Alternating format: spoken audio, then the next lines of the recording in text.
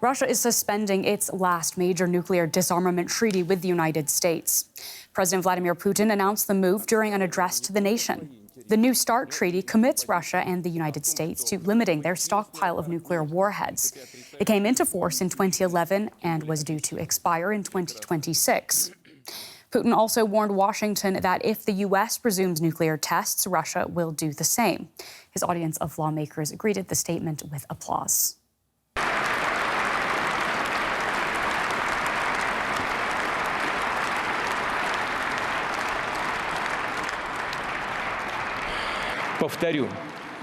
I repeat, Russia is not withdrawing from the treaty.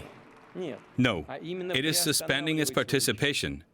But before returning to the discussion of this issue, we should understand for ourselves what such countries of the North Atlantic Treaty Alliance like France and Great Britain claim, and how we will take into account their strategic arsenals, that is, the alliance's combined strike potential.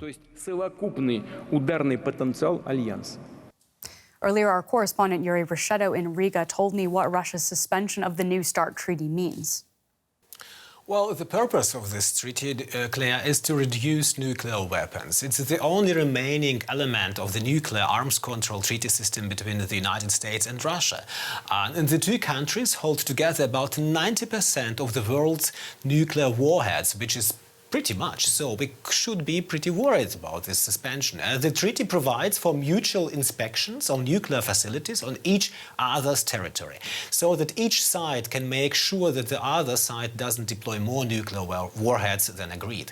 A month ago, the United States already accused Russia of refusing to assist the US in those inspections. Moscow threatened to withdraw from the treaty in 2026 completely, and now this suspension comes. Putin explained the step by saying that the United States would be developing allegedly new types of nuclear weapons, and Russia should be ready to conduct nuclear tests. Now, tell us, Yuri, more broadly about Putin's speech. This is his annual State of the Union, but obviously this year taking place under exceptional circumstances. What were some of the other major themes? Well, the more arms Western Ukraine is supplied by the West, he said, the further Russia would push those arms back away from the Russian border. That was probably an indication that Russia might try to annex more Ukrainian territories in his speech. And in any case, this was a warning to Ukraine and a warning to the West, first of all to the United States. By the way, just an hour after Putin's speech, the Russian Foreign Ministry summoned US ambassador to Moscow and expressed a diplomatic protest because of the growing involvement of the United States in the hostilities on the side of Ukraine. It's said in a statement. Basically, it's the old Russian way to reverse all accusations made against Russia and to accuse the West of the same. And Putin's speech was an attempt to convince the world that the danger doesn't come from Russia, but from the West for Russia.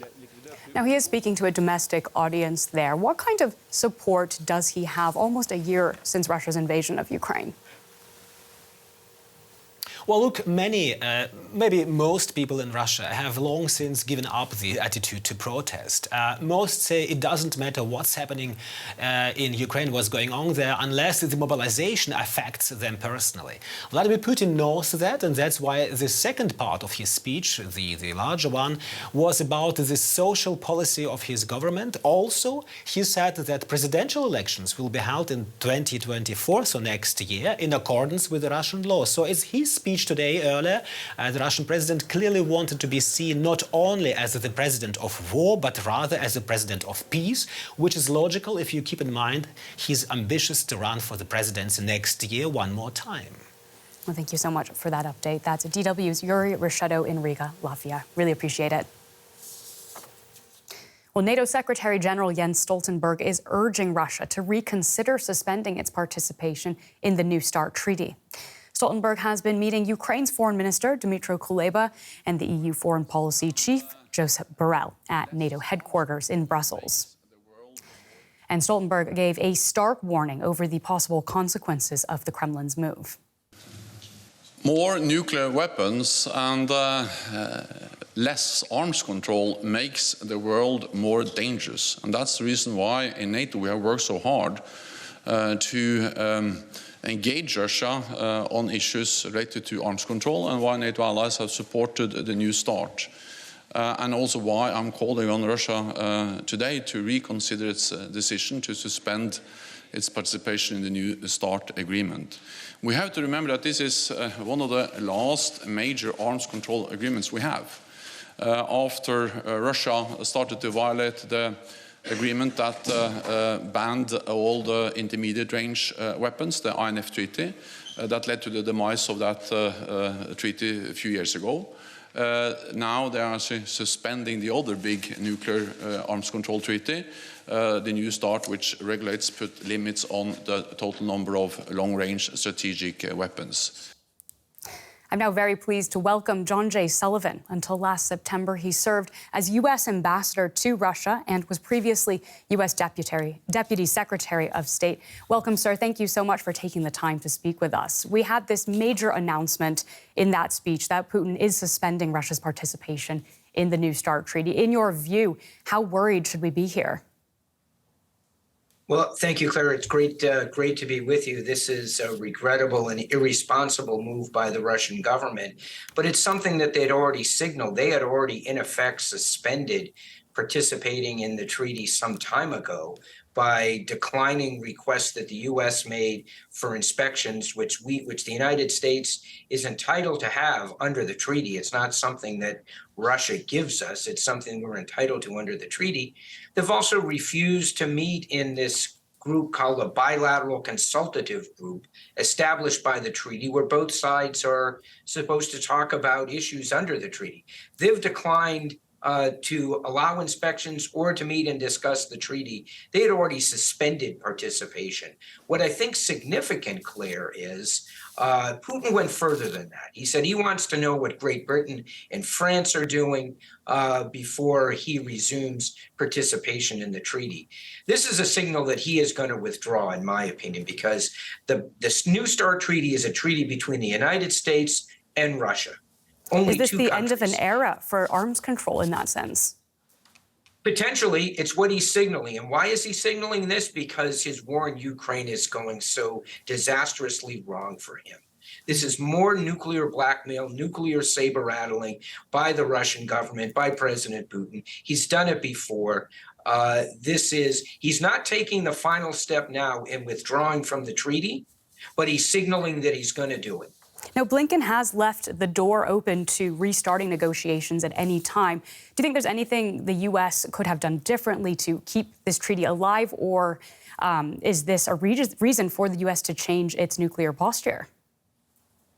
Well, Claire, we've been engaged with the Russians to try to get this treaty reinvigorated, to get inspections underway, to meet in the treaty established process to discuss issues that may arise under the treaty. And the Russians have simply refused. And their excuse has nothing to do with the treaty itself. What the deputy foreign minister said some weeks ago was, because the United States is so hostile to Russia in connection with Ukraine, Russia isn't going to participate in the New START treaty.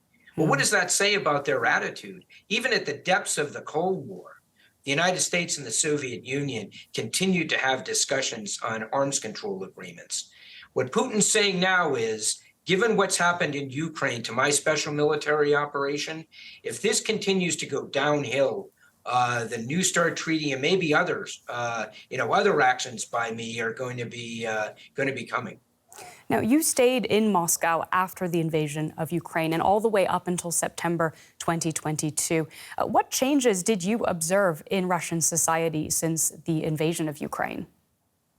Well, there was a certain amount of fatalism among the Russians that I engaged with. Many were afraid to discuss their true feelings about what was happening because the Russian government has been engaged in an enormous crackdown on independent media, NGOs, and so forth.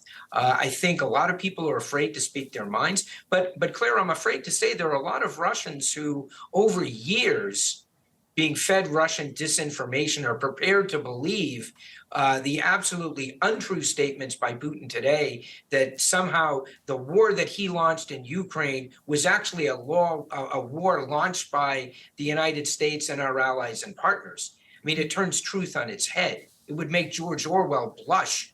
The types of misstatements that he's making. But unfortunately, the Russian government has been engaged in a disinformation campaign directed at its own people, such that they are prepared to believe. Many Russians are prepared to believe the untruths that President Putin is speaking today. Now, I also want to ask you, as we look at the prospect of a grinding war of attrition in Ukraine, what is your view on how and when negotiations between Ukraine and Russia might be possible? Is there a scenario in which they could be productive? Claire, given my experience before the war started, my involvement with the U.S. government and our efforts to negotiate with the Russians to stop the war before it started, I can tell you from my experience and all I've seen since it began, the Russian government has no interest in good faith negotiations with anyone over Ukraine. President Putin is dead set on achieving the goals of his special military operation. He doesn't want an off-ramp. He doesn't want good faith negotiations. He wants surrender by Ukraine, which is what they say would be the cost of negotiations. So I don't see a willing interlocutor on the other side, Claire, who would engage in negotiations at this point, only when Putin thought that he could not achieve the goals of the special military operation, which are, where they repeat it very often, to denazify and demilitarize Ukraine, which I interpret as removing the democratically elected government in Kyiv and subjugating the people of Ukraine.